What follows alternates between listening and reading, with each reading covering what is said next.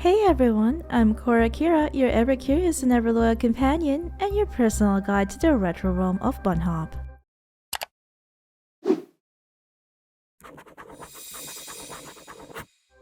I've been asked by Ragnarok Online fans a couple of times, Cora, I want to get into RO lore, which quest should I do first? In 2024, IRO released a rather engaging beginner-friendly questline known to many as Reno and Lumin. I don't think it has an official name, introducing a red-haired swordsman called Reno and a dark-haired thief called Lumin. New players can meet them as soon as they step off the boat in Islut. Reno and Lumin will go through similar training that the player undergoes at Creatura Academy, and through different quests, the player eventually forms a bond of friendship with the two characters. As you go through each of the quests involving Reno and Lumin, you gain experience and level up, but more importantly, the three of you, all budding adventurers, become embroiled in the religious-political issues between the Rune-Midgarts Kingdom, the Schwarzwald Republic, and the Arunefeld States. This makes the Reno and Lumin questline the best way to immerse yourself in the overarching plot of the game, which we've discussed in our lore introduction video. If you're interested in watching our short Ragnarok Online lore digest, a clickable card can be found on the upper right corner of this video, as well as a link in the description below. Your personal involvement with the overarching plot, along with a sense of camaraderie developed while adventuring with Reno and Lumin, makes this questline the perfect introduction to RO lore. Unfortunately, I myself haven't completed a quest because, for reasons unknown, NPCs key to quest progression just tend to not spawn where they're supposed to be found on the IRO server at the moment. Thankfully, a YouTube channel that goes by the name of Nicely has compiled his journey with his two buddies Reno and Lumin on the official Southeast Asian server. A link to Nicely's RO playlist can be found in the description box below. I'm still hoping I can complete the Reno and Lumin questline on IRO someday, but for now, let's discuss the first quest I recommend you do if you don't have access to, or after you're done adventuring with Reno and Lumin. Curse of Gaebolg, aka Founding of the Nation myth, is a quest of average length, not too short, not too long, and doesn't have too many item requirements as well, making it the best introductory quest for those who just want to test the waters to see if RO lore questing is for them. To get started, make sure your character is at base level 60 and keep one green potion and one yellow gemstone in your inventory. The first item is sold by tool dealers found in most towns and cities, while the second is quite easy to farm from most low-level monsters like Piki and Condor, both found in Sograt Desert 12, the map directly south of Morok. I also highly recommend using an Acolyte class character since we'll be going back and forth between NPCs found in different maps, so the Warp Portal skill will prove useful while doing this quest. Once you've got all the required items with your character of choice, we head toward the Eastern Kafra in Pantera. BAM! Hey, look out! Can't you be more careful? Jeez! Says the little boy we just bumped into. Oops, I'm so sorry. Are you alright? Yeah, no thanks to you. Oh, don't worry, I'm fine. You notice that the boy dropped many hardcover books that are probably about ruins and their legends based on their titles. The boy dusted himself off and began to carefully pile the books. We have two options here, either leave him alone or help him pick up and pile the books. Since we're nice adventurers, we're going to choose the latter. Huh? Oh, thanks for helping me out here. I really appreciate it. The boy smiles. Are these all yours? We curiously inquire. These? Oh, I'm supposed to deliver these for my job. I need to take these to Juno from the Pantera library for a client. However, well, I get motion sick really easily, so it scares me to death to ride the airship all the way to Juno. Now I'm in trouble. I'm never late, but this time I just can't help it. There's nothing I can do. Oh, I'm gonna lose this job. Wait, you adventurers do a lot of traveling, right? If you're traveling to Juno, would you please deliver this for me? I'll be in real trouble if I don't send these books. We're then faced with two options to either help him or not. Let's choose the first one. Oh, thank you so much! You don't understand how much I dread those airships. Now, would you please deliver these books to Mr. Karlumov near the Juno library? I know these books are pretty heavy, but be real careful with them. Anyway, thanks for doing this for me. I was really at my wit's end. We then get the heavy pile of books the busy boy was carrying. Now we have to get to Juno. The fastest way to get to this floating city, if you've got VIP premium subscription, is by heading toward the nearest Eden Group teleporter, and once you're inside, ask Aperture to teleport you to Juno for 1800 zennies. But if you don't have VIP or would rather roleplay, you can take the long way by going to the nearest Kafra and teleport into Islut, or walking all the way there is just one map south and one map east from Pantera, then pay 1200 zennies to the NPC to board the international airship, the one with the following route: Juno to Rachel to Islut. The international airship serves as a bridge that connects the three countries. After getting off the airship and out of the airport, we head to the northeastern island of the capital city of the Schwarzwald Republic and find a man standing near the entrance to the Juno Library. This could be the guy we're looking for. As you approached, this historian suddenly closed the book that he was reading, looked to the heavens, and let out a deep breath in a vain attempt to relieve his tension.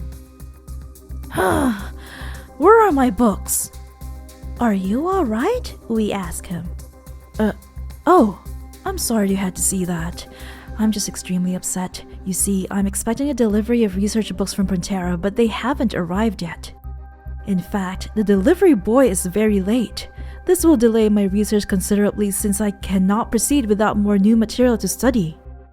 Excuse me, but what's your name? We inquire. I'm Karlamov, the first scholar of the Ragnarok Historical Research Group. Did you need something, or were you looking around here for somebody in particular? Right, I brought your books. What? But you're not the delivery boy. Well, let me see the books you've brought. Just as I thought. The Rune-Midgarts Kingdom has a great wealth of ancient information. Thank you so much for bringing these. However, by your mode of dress, I can tell that you are an adventurer. What happened to the delivery boy that was supposed to bring these? We briefly explained to him the boy's condition. Afraid to ride the airship? Motion sickness? Well, that's quite understandable. The poor boy should have contacted me about that beforehand. Goodness, it's been a while since I've had a visitor. Would you like to stay and chat for a bit? Just give me a minute to get a cool drink of water first. After giving him a moment to drink some water, we speak with him again. That glass of water was just what I needed to refresh myself. Let me tell you a little about my work. I might have mentioned it before, but my name is Karlamov and I work in the Ragnarok Historical Research as its first scholar. We recently finished our project on the Schwarzwald Republic. Now, we're trying to learn more about the Rune-Midgarts Kingdom's history. We believe it's linked to our Schwarzwald Republic because they share the continent. Makes sense, right? Ultimately, we hope that new information from our research of Rune-Midgarts will shed some new light on our current understanding of the Schwarzwald Republic's past. Including myself, there are 3 members of the Ragnarok Historical Research Group that are studying the Rune-Midgarts Kingdom's history. Ragnarok Historical Research Group? We inquire. You adventurers from Rune-Midgarts may not know it, but the Ragnarok Corporation has unofficial control over our Schwarzwald Republic. Some hate it, others don't care. Anyway, Ragnarok has its own historical research group since rediscovering ancient technologies has been key to its success. Well, so far as I can tell. Personally, I enjoy the pursuit of knowledge. Oh, here's an interesting fact. Did you know that the title of ruler of Rune-Midgarts isn't always passed down through the same family? Actually, there are several royal families that hold a special competition to decide which prince becomes the next king. Fascinating. Several royal families? Yes, I'll try to explain it briefly. There are a total of 7 royal families. Each family is descended from one of the 7 warriors that founded the Rune-Midgarts Kingdom. According to the records, Jormungand, the snake of the earth, appeared and brought chaos to the entire continent. 7 warriors appeared and drove the serpent away, saving the world. With the return of peace, the 7 warriors established the Rune-Midgarts Kingdom, choosing Gaebolg I as the kingdom's first ruler. Knowing that their descendants may not always be deserving of ruling the kingdom, the 7 warriors agreed to hold a contest amongst their families each generation to prevent royal corruption. Oh, Not too excited about history, huh? Well, maybe if I sing the ancient song of this myth, you'd be better able to understand. The great serpent swallowed the sea, the eagle of the rainbow swallowed the serpent, then the eagle builds his nest, a nest upon the swallowed sea. As you see, I'm quite tone deaf, but the point is that people still praise the 7 warriors' exploits through the song. Isn't that interesting to know about? He continues. I'm sorry that I let my mouth run while talking at great length about Rune-Midgarts history. Still, I hope you found that tale at least a little enjoyable. Oh, will you be returning to the Rune-Midgarts kingdom? If so, then I have a favor to ask you. Would you please deliver this report I've written to my colleague in Morok? It would be a great help to me if you could get this report to her right away. Her name is Rodafrian. I'm certain you can find her somewhere in that desert town. Karlamov gives us a file folder that holds unknown documents. From here, we can either take the same airship to get back to Rune-Midgarts via Islud, use Aperture's teleportation services, use the teleport skill if your save point is one of the towns and cities of Rune-Midgarts, or use Warp Portal if you've memoed any of the towns and cities in the kingdom. Head to the inn in the southeastern area of Morok, up to the stairs to the 2nd floor, and the portal on your left. Here stands a woman in an archaeologist's outfit. Oh, why does this place have to be so hot? This can't be good for my skin. Oh, I wish I were back home in the Schwarzwald Republic. Hello there. Excuse me, but may I help you? Mr. Karlamov has sent me, we respond. Karlamov? Him? Alright, what did he send you to me for? You hand Karlamov's report to Rodafrian. Report? What does he want to show off this time? Oh well, thanks for the trouble. I'll look at it, though I'm not expecting much if Karlamov wrote it. We then ask her about her research. Oh, you know about the Reichenberg Historical Research Group? Right. Karlamov must have told you already. Currently, we're researching the Rune-Midgarts kingdom. Now, while I understand the value of ancient books and records, I think Karlamov relies on them too much. I prefer more active research in the vein of archaeology. Right now, I'm spending time in Morok to visit the Sphinx and pyramids and see if I can excavate some relics.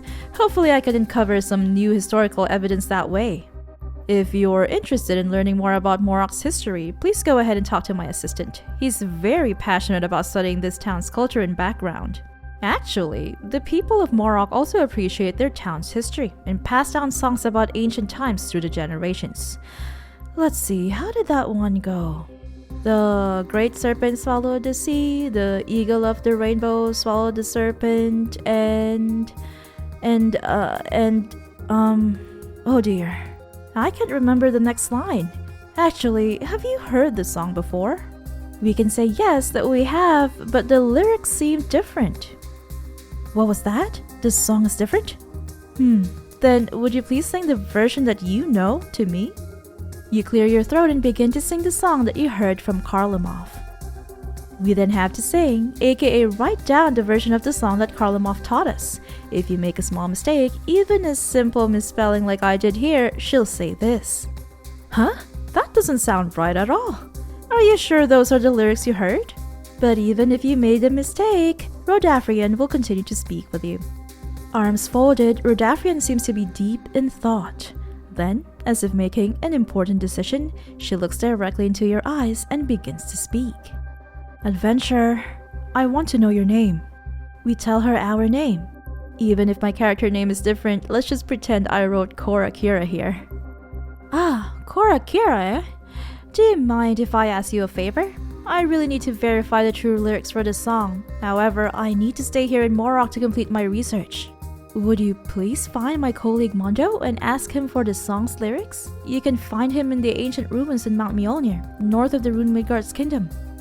I apologize for asking you to do what sounds like a silly errand, but I actually need to know this song's lyrics for the sake of my research. If we talk to her again, she'll say, as I recall, Mondo should be at Mount Mjolnir, located in the northern region of the Rune-Midgarts kingdom. Ask him for the lyrics of the song that I can't seem to remember. Let's make our way to Geffen. we'll find historian Mondo 2 maps north of the City of Magic at the coordinates shown on your screen. Excuse me, but if you don't have anything important for me, then would you please leave? I have research to attend to. I'm sorry, but Miss Rodavrian wanted me to ask you for the lyrics of some song describing the Rune-Midgarts Kingdom's founding. Would you tell them to me for her? Rodavrian? Oh, she must mean that old children's song. How did it go now? Ah, now I remember. The great serpent swallowed the sea. The eagle of the rainbow swallowed the serpent. Then snake scales grew on the eagle, and it slowly died. We become speechless after hearing this version. Yes, I know. The song is rather morbid, despite the fact that it's sung like such a happy song. Sometimes these little songs are supposed to scare kids into doing good. Excuse me? You look confused. Did you have a question to ask me about the song? Actually, I heard a different version of the song, so I was wondering why the lyrics would be different. Really now? Well then, let me hear the version that you've heard, starting from the beginning. We're then asked again to write down the lyrics to the song that we heard from Karlamov. The great serpent swallowed the sea, the eagle of the rainbow swallowed the serpent, then the eagle builds his nest, a nest upon the swallowed sea. Interesting. The version you heard from Karlamov is different than the one I know. It's possible that his version is the most authentic. After all, I learned the version I know by listening to a little kid sing it. A kid? Yeah, my guess. The version that a kid sang might have changed as it was transmitted by mouth through the generations. If you want to learn more, you should probably find that kid. Anyway, Karlamov may have the most accurate version of the song since he's very good at procuring and authenticating historical written records and documents. It's his specialty. If you want to learn more, then you should try to find that kid that was singing the song. He might be around the river near here. Hopefully it won't be too hard to find him. Once you're able to talk to that kid, go ahead and report back to Rodavrian. She probably needs to know soon, and I can't talk to that little kid at my leisure, so... Well then, I hope you find what you're looking for. Good luck in your travels adventure. We walk northeast toward the floating islands, and as we climb up, we hear a little boy singing. The great serpent swallowed the sea. The eagle of the rainbow swallowed the serpent. Then snake scales grew on the eagle, and it slowly died. This is the same version we heard from Mondo. Atop the floating cliff, we find a fluffy white dog, a dazed boy, and an exhausted-looking woman. If we try to talk to the dog, he just barks at us. When we try talking to the boy, he's still singing. The great serpent swallowed the sea. The eagle of the rainbow swallowed the serpent. Then snake scales grew on the eagle, and it slowly died. Goodness, will you please stop singing that song? The little boy quietly stared at the woman for a little bit, and then crouched down and began petting the dog sitting next to him. What did you just sing? We ask him. The little boy proceeds to ignore us and decides to talk to his dog instead. Woof woof, have you heard this song? Mommy taught me to sing it, you know. She says it was sung by people for a long time. The boy continued speaking to the dog like an old friend, ignoring your presence and acting as if you didn't exist. Kanu, what did I tell you about ignoring people's questions? Uh-oh, woof woof. Mommy seems upset for some reason. I'm sorry, my kid is... Look, did you want to know more about that song? Try not to worry about it, it's just an old children's tune. We first ask, may I hear the song again? The woman hesitates at first, but... Okay, I can do the simple thing for you. Let me recite the song. The great serpent swallowed the sea. The eagle of the rainbow swallowed the serpent. Then snake scales grew on the eagle, and it slowly died. We speak to her again. Not too many people come to this remote area. What brings you all the way over here, I wonder? Actually, I'm just trying to learn the real lyrics of that song that little boy has been singing. She takes a brief pause before replying with, that song's lyrics and its meaning can change from person to person as time goes on. I suppose part of the reason is because it's been handed down orally. It sounds like such a happy song, but its meaning had changed for me ever since the accident had happened. It's been so long, but I don't think the pain will ever heal. Accident? We inquire. I'm sorry. I don't think I can talk about it. If I try, I know I'll relive the horror. Every day is already a struggle to cope with it since I've committed. I know it's selfish, but I have a favor to ask of you. I can't really leave this area, and seldom do I receive visitors. Would you be so kind to deliver something to Pantera for me? I used to live in Pantera, and ever since the accident, Father Banff has been so very supportive of me. It's not enough to repay his kindness, but please, give these herbs to him for me. You can find Father Banff in Pantera Church. When you see him, please give him my warmest regards. I would do it myself, but because of what I did, I can't return to Pantera. Alright then, I guess I should deliver these herbs to Pantera Church before I talk to Rodafrian. We then receive a sturdy leather pouch containing the herbs. If we talk to her again, she says, Father Banff has helped me so much. Please bring that herb pouch to him in Pantera Church and give him my warmest regards. And if we talk to the absent-minded boy Kanu, he just stares at us. You find it difficult to ignore the little boy's probing, wary eyes directed at you. It's very clear that he doesn't trust you. And this is why I mentioned earlier that it's best to use an Acolyte class character when doing this quest. We'll come back to this area a couple of times, so you should use the /memo command to have easy access to this floating cliff using our Warp Portal skill. We make our way back to the capital city of Rune-Midgarts and head to the Pantera Cathedral. Enter a room to the right of the altar, where we find two priests, one behind a desk and another standing right next to him. We approach the first priest. Welcome to Pantera Church. Please relax and let your mind and spirit find rest in these hallowed halls. We hand the herb pouch over to this priest. May I ask, why are you giving me this pouch of herbs? Well, there was this lady living on Mount Mjolnir who wanted me to give this to you. She has a son named Kanu? Oh, you must have met Bonnie and Bulya. It's been a long time since I've seen her. How is she doing, may I ask? Oh, I guess she's fine, but she seems really, tormented. The priest next to him then interjects. Good. If she were happy and relaxed after what she did, not even God would forgive her. She deserves to live the rest of her life in agony. Father Biscus, how can you say something like that? She did her best to stop what had happened. We should pity her for the suffering she must be feeling.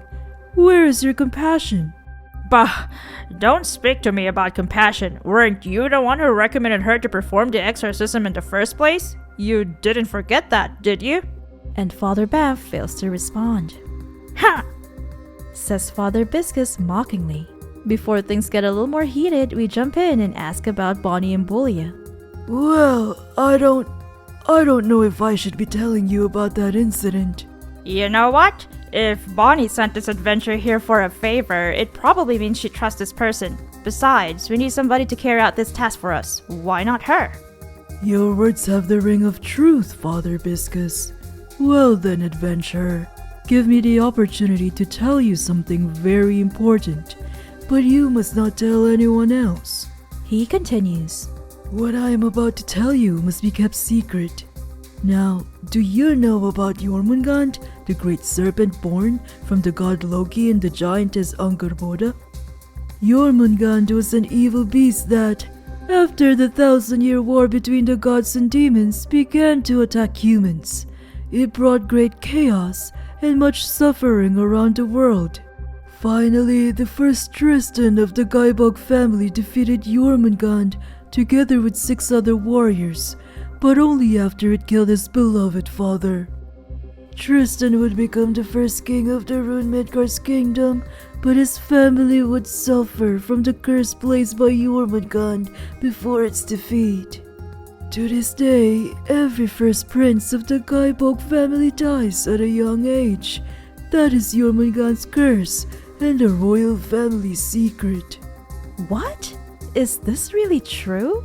Isn't there any way to counter this horrible curse? Please, lower your voice.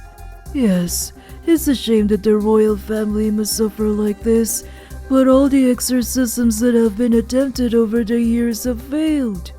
Although the situation appeared hopeless, King Tristan III tried once again to exorcise the curse. Following his orders, the greatest priests and exorcists were all summoned. A series of tests was performed to select the best priests and exorcists to remove this curse. In the end, Bonnie and Bulia was chosen to lead the exorcism ceremony. Wait, but you mentioned something about an accident. Does that mean that she failed in performing the exorcism? Yes, unfortunately. After the priests and exorcists gathered in the secret ceremonial grounds, 3 princes were killed instead of just the first. Although we all swore to keep that incident a secret, Bonnie and Bulia took full responsibility for the deaths. That is why she is in self-imposed exile from the kingdom. What? That's crazy! I know that this is a very long story and that it's a little complicated. Please listen to what we have to ask from here on. Now, you should know that all of the princes that were killed that day bore strange-looking marks on their bodies. It almost looked as if they were growing snake scales. Wait, they grew snake scales? That sounds just like one of the versions of the song I'm investigating. I think it was the song about the Rune-Midgarts kingdom's origin.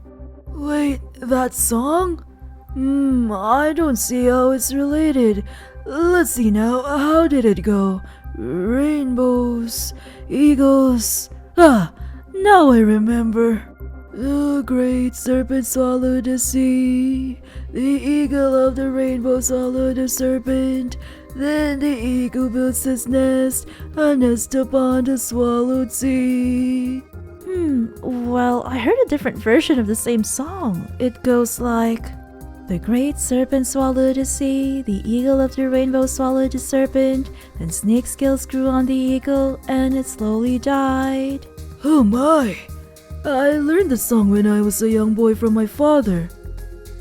However, your version seems to reveal the secret curse of the Gaebolgs. Please tell me, where did you hear that song? Well, I first heard this version from a historian, and then I found out that Bonnie and Bulia knows it as well. Is there a problem? If those song lyrics are spread, the secret of the royal family curse could be revealed to the public. Would you please help us by speaking to Bonnie and Bulia once again?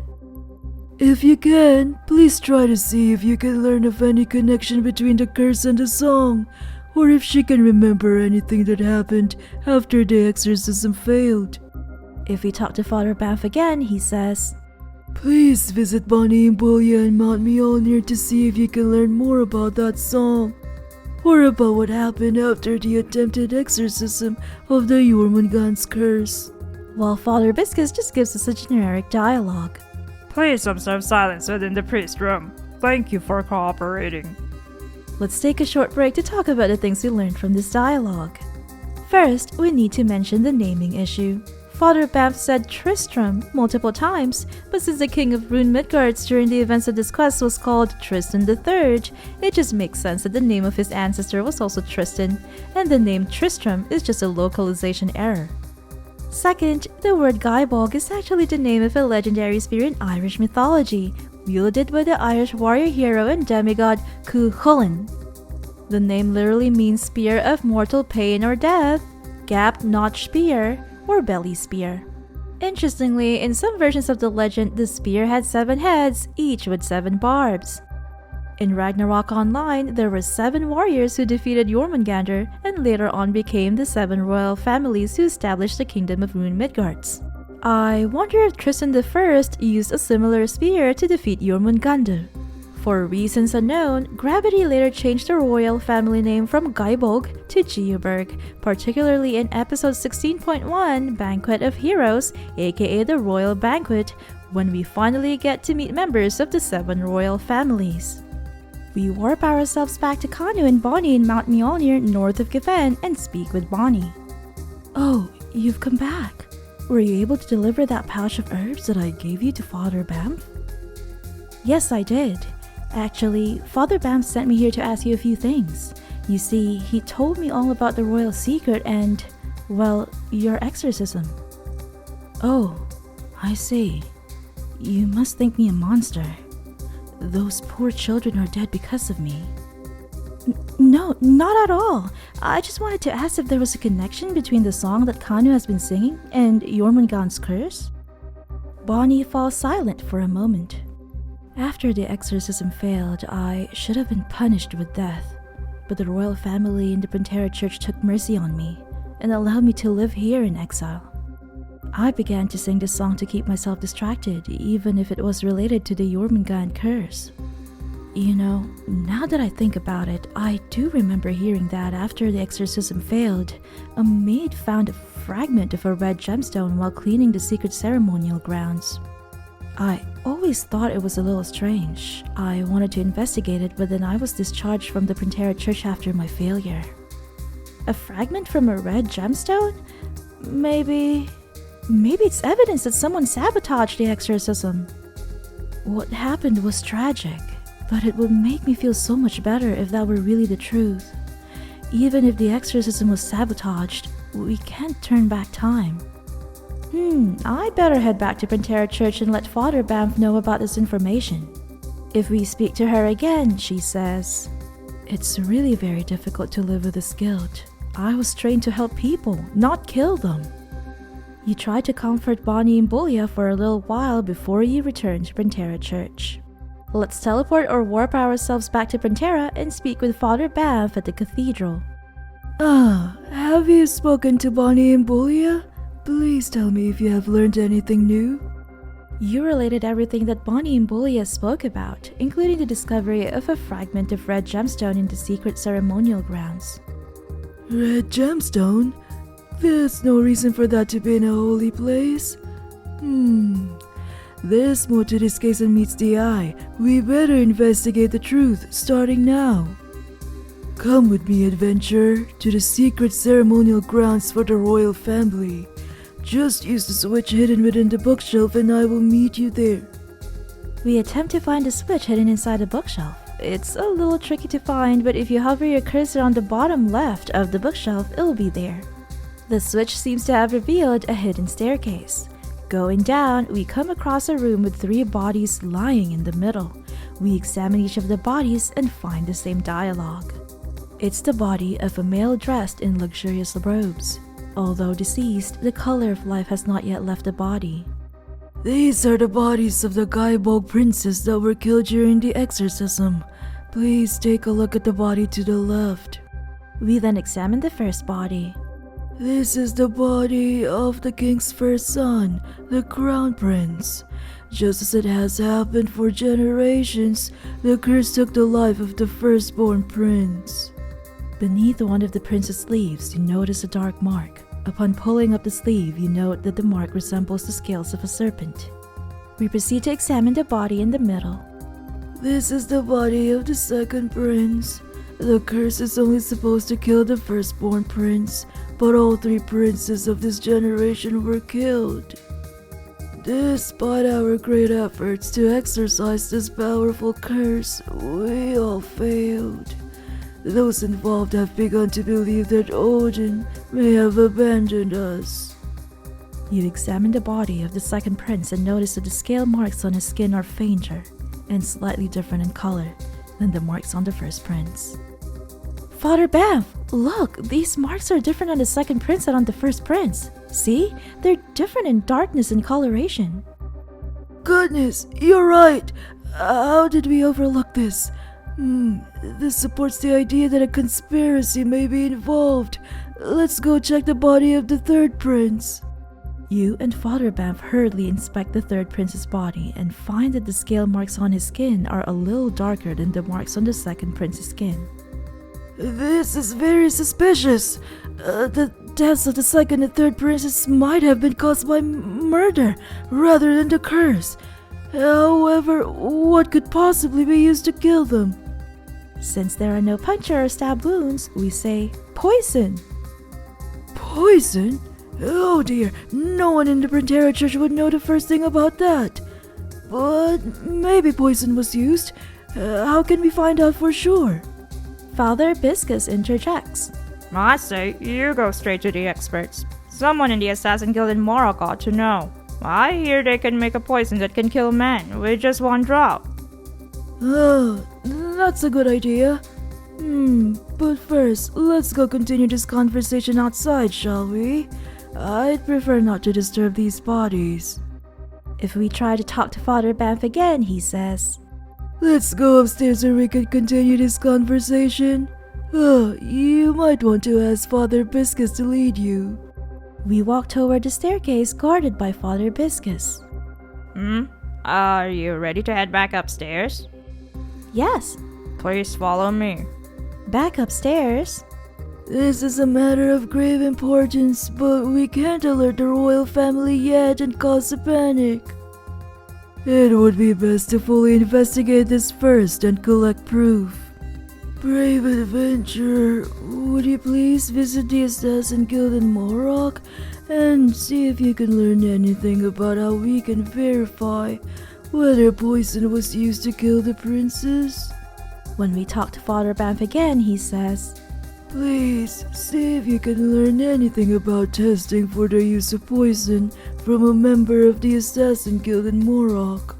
We head on over to the Assassin's Guild, located 2 maps south and 2 maps east of Morok in Morok Field 16. Atop the stairs and next to the entrance to the Assassin's Guild, we find an Assassin Guildsman. He intimidatingly asks, What business brings you here? We respond with, Poison. I need to talk to a poison specialist. I'm investigating something for the Printera Church, possibly a murder. He pauses for a moment before replying, Listen carefully. I will only tell this to you one time. There is an assassin's private pub in the 7 o'clock direction in Morok. Go find someone named Marjana inside. We walk back to Morok and head to the southwestern portion of this desert town. When we attempt to enter this building, a sharp-looking boy stops us. Oh, not everyone can enter that place. Never mind. Since everything has changed, just feel free to enter wherever you want. I'm thinking that before the destruction of the town of Morok, when Satan Morok was resurrected, we might have had to do a quest, probably Dandelion's request, in order to gain access to the assassin's secret bar. However, since we're doing this quest much later than that, and in fact, Morok has already been rebuilt, we're free to enter. We head down the stairs and into a room with a bar. Walking towards another door, we are stopped by a rough-looking guy. Hey, wait! Only authorized personnel can enter the inner room. Hey, Master, is it okay to let this guy in? I'm here to meet Marjana. I must see her. Master? What should I do about this adventure? You're a real stubborn one, you know that? The master of the bar responds. Do what you want. Letting another person in there won't change anything. You hear that? Buy me a drink and I'll let you in. Good, we reply. Good. This is what I'm talking about. Master, send me a drink! What? Get out of here! We enter a room with multiple doors and choose the one on the upper left corner. This room is guarded by a cute girl with cat ears called Tao. The room is sealed with a security magic spell. Meow. You have 4 minutes to finish your quest. Meow. What business brings you here? I'm giving you 4 minutes to speak with me, so be direct. I want to learn more about poison and confirm if it was used to kill someone. Poison? You've come to just the right person. If I don't know the answer, I doubt you'll find anyone else that would. Ask away. Is it true that an assassin's poison can be so powerful that just 1 drop can kill a person? It's true that such powerful poison exists, but such deadly poison is usually only used by assassin crosses. Generally, normal assassins use poisons that are much less potent. Alright, can you make a poison that leaves a specific mark on the body? Sure. There are all kinds of poisons that exist that I'm sure you can't even imagine. However, poisons that leave specific marks are difficult to use, and few can handle them. The types of marks that are left behind all depend on the materials used to create the poison. Since some materials are exclusive to certain areas, well, the type of mark that was left behind could actually serve as some kind of clue.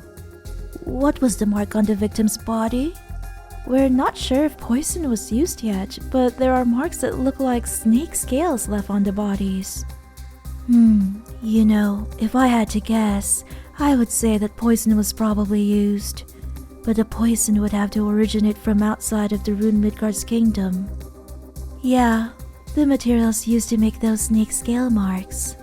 Some of them can't even be found here on the Midgard continent. We're running out of time. Listen, you can confirm whether poison was used to kill someone by mixing a yellow gemstone with a green potion and sprinkling the solution on the body. If poison was used, the solution will react with the body. But this method won't work if too much time has passed after the murder.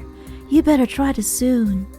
We walk back upstairs, and when we leave the building, we reflect on the information we've gathered thus far. I'd better review the facts I've learned so that I can better focus on this investigation. Let's see. Long ago, the giant serpent Jormungand threatened mankind. 7 warriors defeated Jormungand, led by Tristan I of the Gaebolg family. But Jormungand cursed the Gaebolg bloodline in its defeat. Ever since, the curse kills the firstborn prince of the Gaebolg family at an early age. However, all of the princes of this generation were killed. According to what I've learned from that assassin, the first prince died from the curse, and the other 2 may have died from poisoning. It's most likely that if poison was used, then the person who used it was an assassin from outside of the Rune-Midgarts kingdom. Yes, that's about everything I know.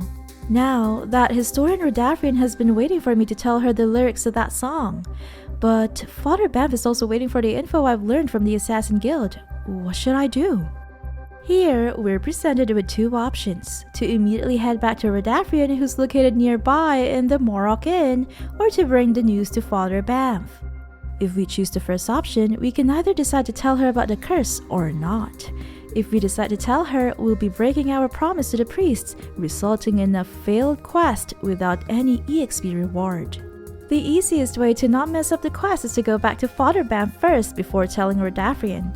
This path also makes the most sense, since our investigation has led us to sensitive matters, and it's just right to let Father Banff, who must have close ties with the Gaebolg, aka Gaebolg royal family, know the death of the middle prince and the youngest prince weren't caused by the curse, but should actually be investigated further as murder. And if you somehow forgot about the item requirements, this is an opportune time to purchase a green potion and farm 1 yellow gemstone. After that, we head back to Pantera Cathedral and speak with Father Banff. You've returned. Have you managed to learn anything about poison from the Assassin Guild? I know their members must be very difficult to find. You relate all of the information you learned about poison to Father Banff, including the method to test for the use of poison in murder. I see. Then would you please bring 1 yellow gemstone and 1 green potion to the secret ceremonial grounds as soon as you can? I will wait over there for you once again. We again access the hidden staircase behind the bookshelf. Once we're there, we talk to Father Banff. Do you have a yellow gemstone and green potion ready? If so, you should begin testing on the body of the 3rd prince before the others. Going over the youngest prince's body, you open a bottle of green potion and insert a yellow gemstone. The gem quickly dissolves, conveniently forming a solution to test for the presence of poison. You pour it on the prince's scale marks. Psh! The solution bubbles once it touches the skin, and the serpent scale marks on the prince's body slowly fade until they disappear. We consult Father Banff regarding what just happened. The mark disappeared? Oh, this is just horrible.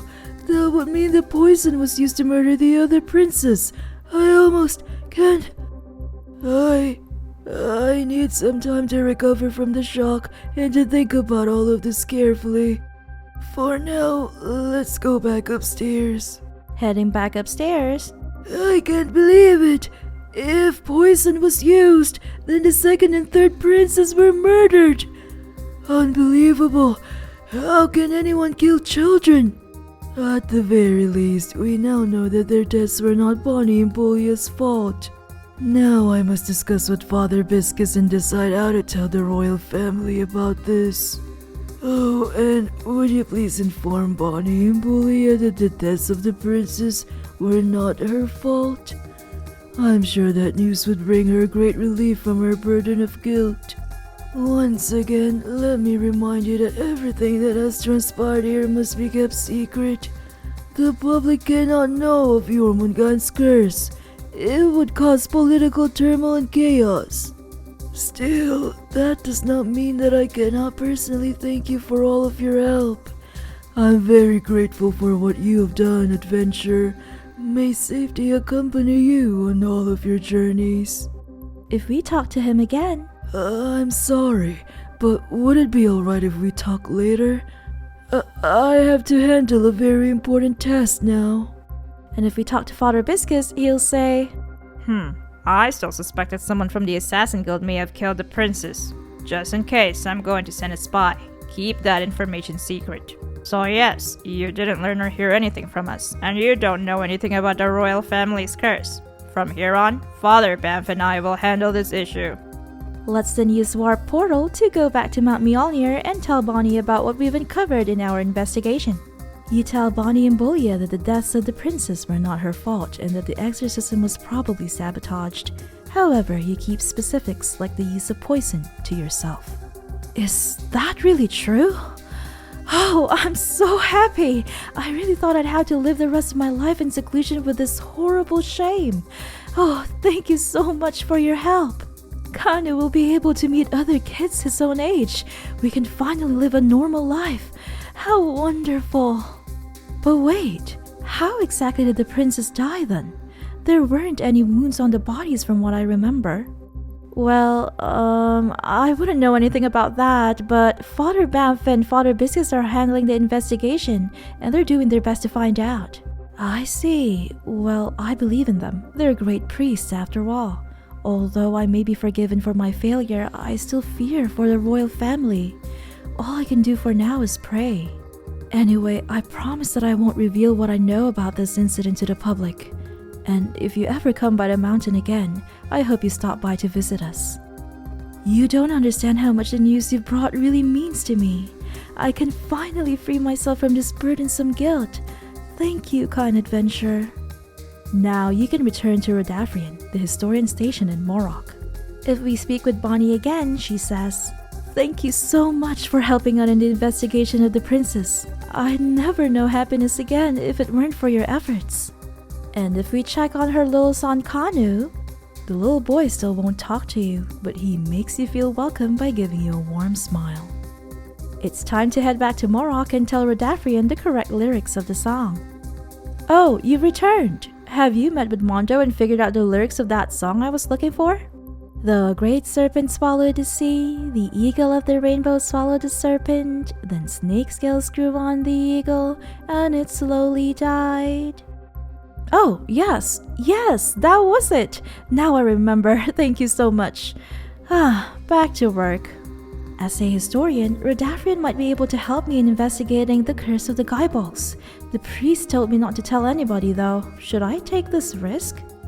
We have two options here, either to tell her about Jormungand's curse or to not tell her. Since this is a private matter for the royal family, and considering Marjana told us that the poisonous herb couldn't have been native to Rune-Midgarts, meaning it could have been from a different country, this is now a political matter that is best handled by the king and his court. So, we choose not to tell Rodafrian about the curse. Oh, let me thank you once again for going through the trouble of getting that lyric for me. I put my assistant through enough trouble already. I also better not forget to go through Karlamov's report. I'll have to have a debate with him sooner or later, and I really want to put that guy in his place.